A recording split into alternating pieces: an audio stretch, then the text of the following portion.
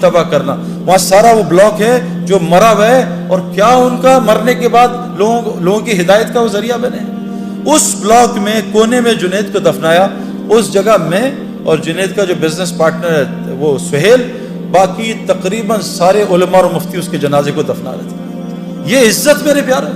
علماء اور مفتی کون ہوتے ہیں؟ اللہ کے نبی کے وارث. یہ قیامت کے دن شفاعت کریں گے لوگوں کی.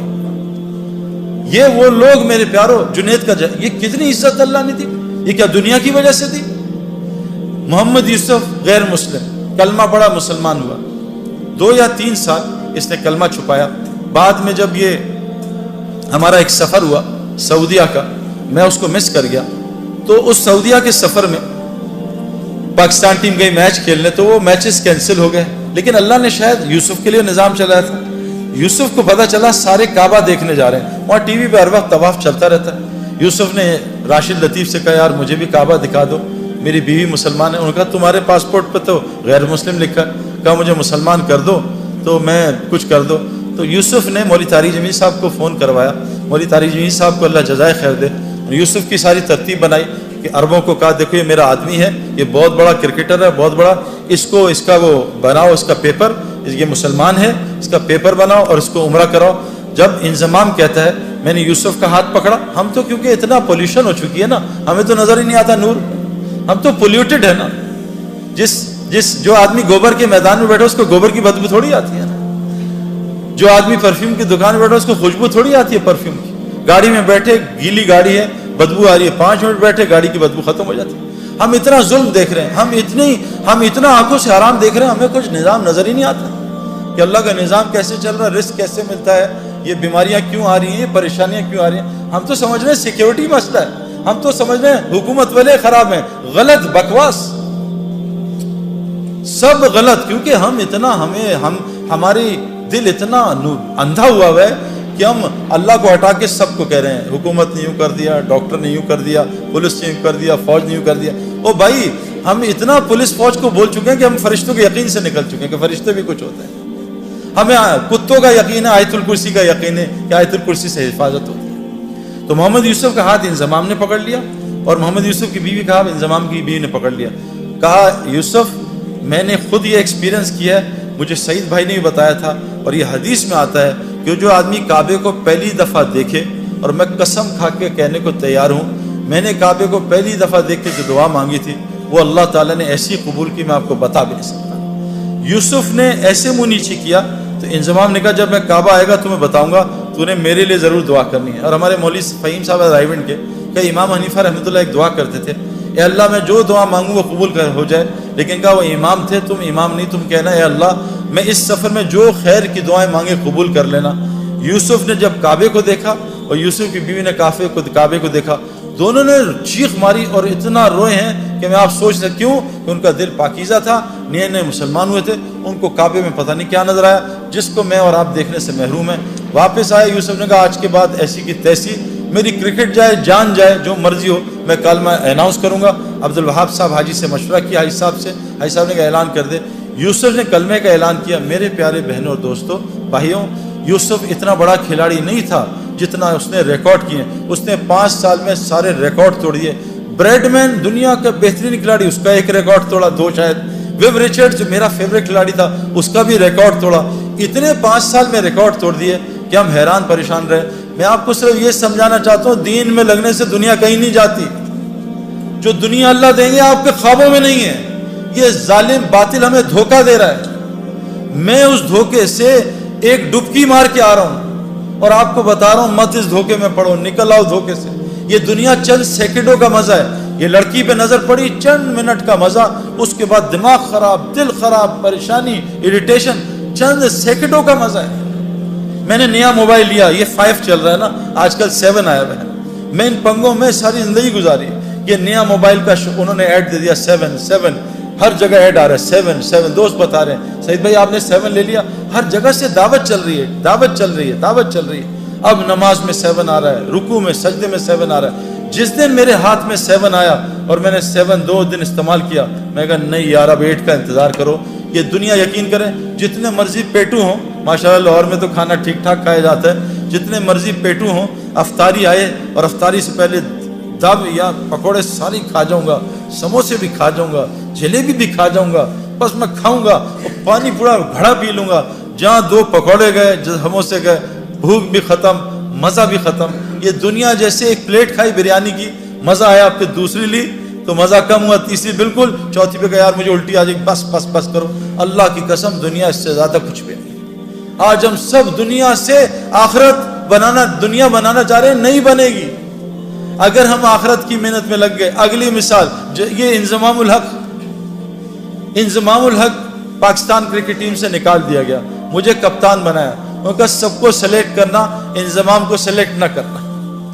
میں نے انضمام الحق کو، ہمارے ایک دوست ہیں پہلے ٹی وی کے فلموں کے اداکار تھے نعیم بٹ صاحب، میں نے ان سے کہا کہ انضمام ابھی بہت غصے میں ہے اور یہ بیچارہ ایک امتحان میں ہے، اس کا اب یہ لوگوں کو رگڑا نہ دے دے، آپ اس کو، حالانکہ انضمام کو غصہ نہیں آتا لیکن آتا تو بہت آتا ہے، میں کہا انضمام کو لے کے آپ اس طرح کرو کہ آپ چلے جاؤ اللہ کے راستے میں۔ انضمام نے 10 دن لگائے، سارا غصہ نیچے آیا، اور 10 دن لگانے کے بعد اللہ کے راستے میں 10 دن لگانے کے بعد اس کو اللہ نے واپس کپتانی دی، اور 5 سال میں پاکستان کے ٹاپ کیپٹنز میں شمار ہونے لگا۔ پہلے اننگز میں جا کے 326 کیے۔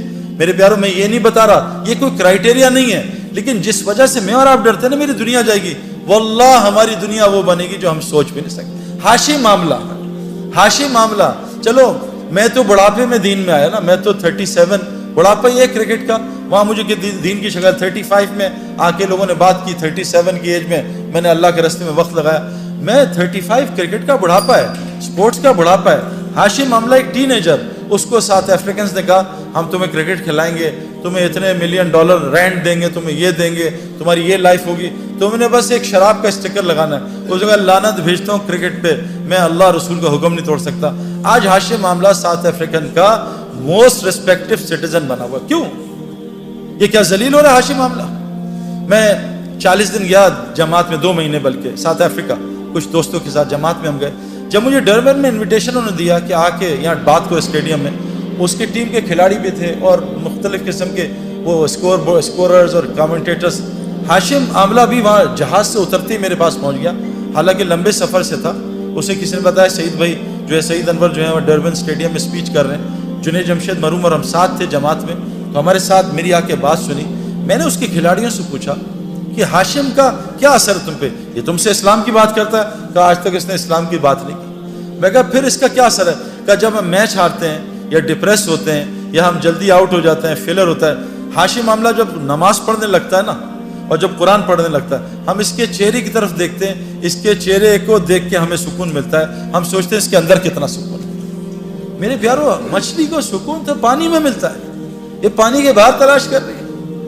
کتنی مثالیں آپ کو دنیا کو دوں، میں نے ان آنکھوں سے میں آپ کو کیا بتاؤں کہ جو لوگ تبلیغ کا، دعوت کا صحیح کام کر رہے ہیں، میں نے امریکہ گیا ہوں، میں پوری دنیا پھرا ہوں، اللہ تعالیٰ دنیا میں ان کو، کیوں کہ اللہ نے قرآن میں فرمایا ہے جس کا مفہوم ہے کہ جو بھی نیک عمل کرے گا، چاہے عورتیں ہوں یا مرد ہوں، اللہ قرآن میں کہہ رہے ہیں جو بھی نیک عمل کرے گا، عورت ہو مرد ہو، شرط مومن ہو، اللہ کہہ رہے ہیں لام اور نون قرآن میں جہاں آتا ہے اس کا مطلب ہے اوبلیگیٹری ہو جاتا ہے، اس میں کوئی ڈاؤٹ نہیں ہے۔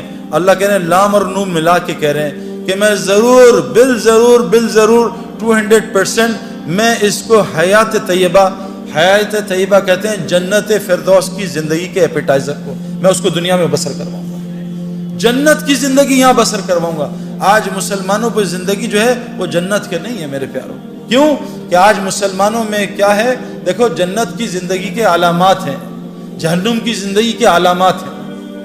جب سردیوں کے ریکارڈ ٹوٹنے شروع ہو جائیں، علامت ہے کہ ٹھنڈی جہنم سانس لے رہی ہے کہ ان کو میرے پاس بھیجو۔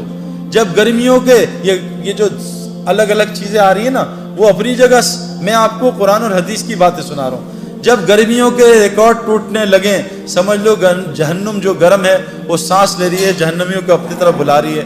آج پوری دنیا میرے پیاروں اس کا شکار ہے۔ جنت کی زندگی کیا ہے؟ الا قیلا سلاما سلاما، الا قیلا سلاما سلاما، ہمارے اندر سے سلام ہی ختم ہو گیا ہے۔